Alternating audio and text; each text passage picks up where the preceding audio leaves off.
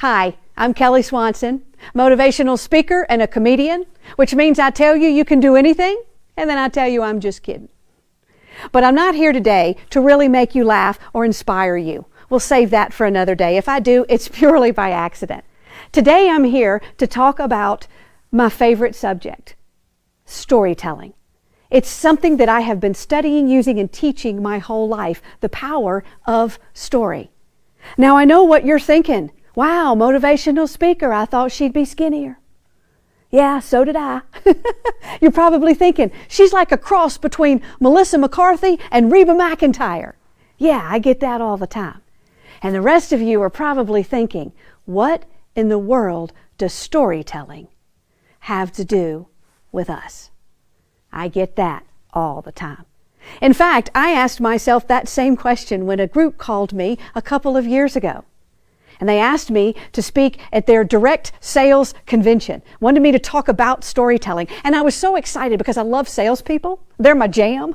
We speak the same language. And this was a big company, so this is going to be a feather in my cap. And the woman said on the phone, "Oh no, you misunderstand. We don't want you to speak to our salespeople. We're in research and development. We're scientists." Scientists, like lab coat, microscope, discussing the intricacies of Star Trek scientists. I was like, does not compute. I said, hey, I understand my topic and the power of story, but I don't really understand how storytelling will apply in such a scientific world in your lab. And she said, well, when we're in the lab, we know what we're doing. She said, we serve on teams all over the world. We go out there and we create these amazing products and work on these big projects. She said, but then we have to come out of the lab and we have to sell these products internally to the higher ups to get them to fund it and buy into it so they'll make it part of this vast product line. She said, not only that, then once the product has been incorporated, we have to get in front of the internal business owners and pitch it to them, educate them, tell them how it works, because after all, we invented it. And not only that, she said, but then we have to motivate them to go sell that product in their own communities in this wide choice of products they have to choose from. She said, we're not so good when we come out of the lab. Our global consultants are telling us we need to be better storytellers. Can you help? I decided to secret shop them. So I went to one of these events where their scientists would be coming in and pitching the product to a room full of internal business owners. The product had already been incorporated into the product line, so this was the stage where they're motivating the business owners to go out there and pick their product to sell. I was so excited. I'm sitting on the back of the room trying to blend in with my little notepad and my pen and my little muffin, ready to watch these scientists in action get up on a stage. The first scientist gets up there, they lower the lights, they pull up a PowerPoint, and the first slide is filled with words. Like a quadrillion words in like a size 2 font. And I couldn't read a single one of them. But that's okay, because apparently he was going to read them to me. Every word. For word, in the same pace, with the same expression. And then he had another slide with more words. And it might have been okay if I could have understood a word he said. But it was like he was speaking an entirely different language. It was like he was reading the label off a bottle of cough syrup. I didn't even know what the product was. It was starting to get hot in that room. And I'm thinking to myself, Kelly, you're dumber than you thought. You're not understanding a word of this. And so I looked around to see was anybody else getting it. And they weren't. Nobody was paying attention. They were on their phones. They were texting. Lady beside me had already finished her grocery list and planned tonight's dinner. People were starting to do the universal head bob. Guy behind me was snoring. We weren't 5 minutes in. I felt awful for that scientist. I knew he had worked for years on this product, that it was near and dear to his heart. I knew that he'd spent a lot of time on this presentation, practicing it, perfecting it. And I'm sure somewhere deep down he cared about what he was talking about. It just didn't show up on his face. It was obvious he cared. but they didn't. He had lost them in minutes. And often when you lose them, you don't ever get them back. He finishes his presentation, another one comes up, does the same thing. If you can imagine it, even a little bit worse. Now there's a moment of color when we had a chart, but it was more of the same, droning on. Every minute in there felt like an hour as scientist after scientist got up there. I'm thinking this must be what prison feels like. Somebody shiv me for the entertainment. I about figured out how to fake a heart attack and get out of the room when I realized we were on the last scientist before lunch. That was going to be my exit strategy. And because all the other scientists had gone over on their time, he only had 10, 15 minutes. I'm like, how's he going to do this? He bounces up on the stage. He pulls the lights up bright. No PowerPoint. He's wearing jeans and a Superman t-shirt.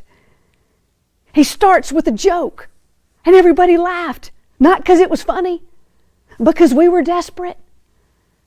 And he says to the room, he says, I don't have time to tell you everything that is in my product.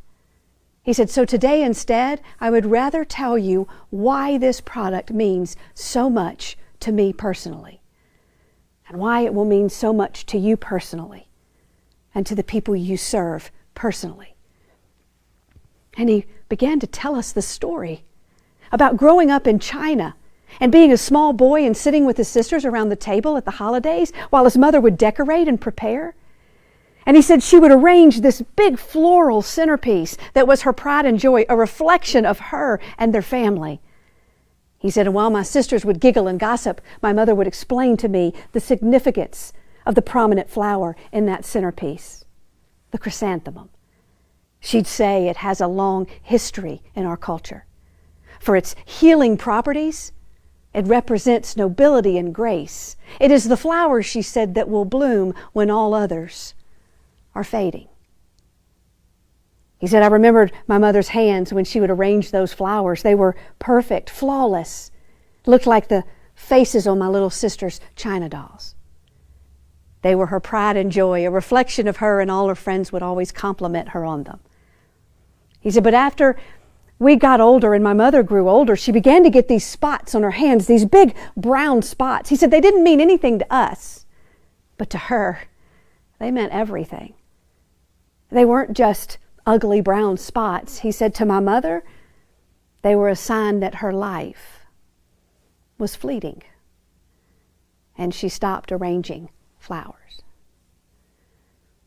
He said that's why this product means so much to me. He said it's an age cream made for women like my mother.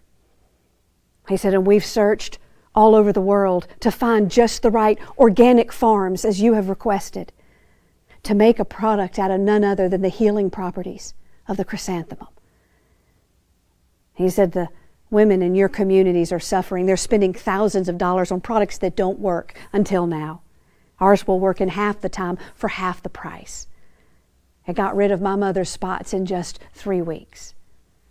And now she's arranging flowers again. You have the ability to help those women in your communities with this cream by showing them that they can have the ability to bloom when all others are fading.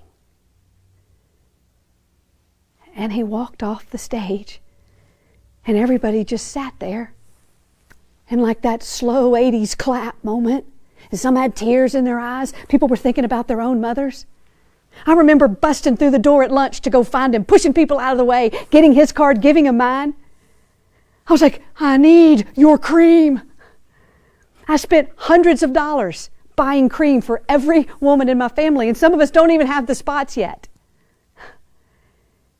That scientist was the one everybody talked about for the rest of the day, and who years later is the only one I can still remember. Why? Because he didn't focus on what was in it, on the ingredients, on the data.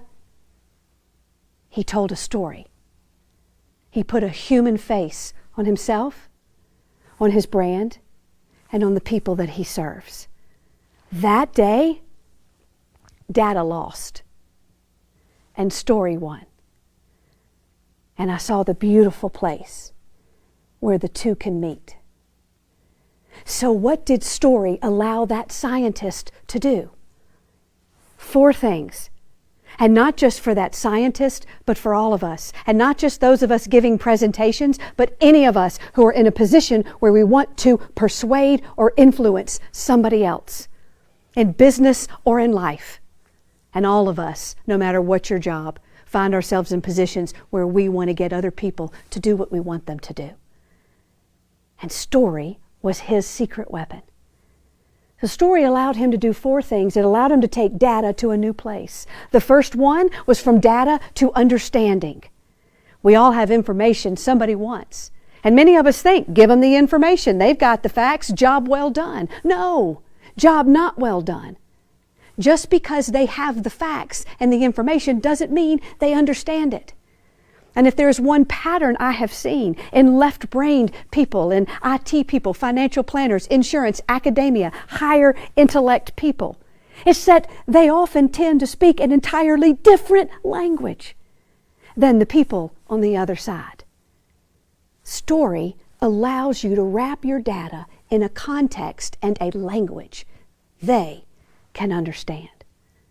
The second thing, it allowed him to take data to persuasion. Most of us, when we want to persuade somebody to do something, we actually have a vested interest that they do it. I don't want to just tell you what I believe. I want you to walk out of here and act on this information. And once I realized that my role had to switch from being a lecturer to a salesperson. I know, we don't want to hear that, but we are selling our message. And I went to the world of sales and I said, how do you do it? How do you sell this message? And they all said the same thing, that people buy from people they like, people they trust, people they believe, and people they feel like they know. I got news. Your data, your PowerPoints, your facts cannot do that for you. It cannot make you likable. It cannot make you trustworthy. It can't establish a connection. But story can. Because story allows you to wrap that data in a way that it actually persuades your listener. They buy you first. Story allows you to connect and engage and earn the right to share your truth. The next one is it went from data to experience. We all learn the most from what we experience. We know that. If you want to drive a car, you're not going to just read the manual and then go get a license. No. First, they're going to put you behind the wheel of the car so you can feel what it's like to drive it. If you want to have a lasting impact with your information, if you can get your people to experience it instead of just hear it, it will have more of an impact. Story allows you to put your listener behind the wheel of the car and turn this into an experience. Don't believe me. Go believe the research. It's been done. Harvard, Psychology Review, Stanford. These people have done these studies. The science now backs this up. That stories have the ability to light up other parts of your listener's brain. We think in narratives all day long. Our words are stored as images. And what is story but an image painted with words? When you tell a story and you talk about movement, it lights up another motor cortex, part of their brain. When you mention an emotion, their brain starts searching for a relative experience that they have. One researcher even said that story allows us to plant ideas into other people's minds. What amazing power that is. Please use it for good. And the last one is that story allows us to take data to transformation. If I just needed a bottle of shampoo that would clean my hair, I wouldn't be staring at 500 bottles on the shelf in the Walmart. If I just needed a car based on the features of it and the products, salespeople would not be necessary.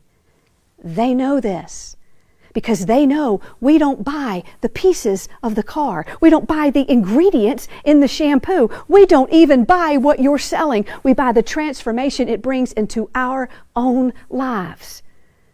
We buy the solutions to our pains and our desires. We don't buy your story, we buy ours. So many businesses come to me, I want to tell my company story. We started in 1942 with a candle and a wagon. I'm like, no offense. Nobody gives a rat's patoot about your story. They care about theirs. And if you can find a way to tap into their story and merge it with yours, you have a winning combination. Story gives you this amazing ability to walk your listener all the way through your message to the other side. It allows you to actually let them test drive your message. You want to get your employees rallied around change? It's not change people are afraid of. It's not being prepared for it. Show them the story of what that change is going to look like in their own specific lives and the pains and the desires that it will solve when you're through. Story allows you to show people the transformation that your message will have in their own lives. I'm only scratching the surface. My book, The Story Formula, can take you deeper into the weeds on this and how to put the story together and to look at all the different places that story has application. The only thing I want for you today is to be aware of this tool. And the next time you go out there and you're wanting to influence and impact somebody, think about whether story could have a place.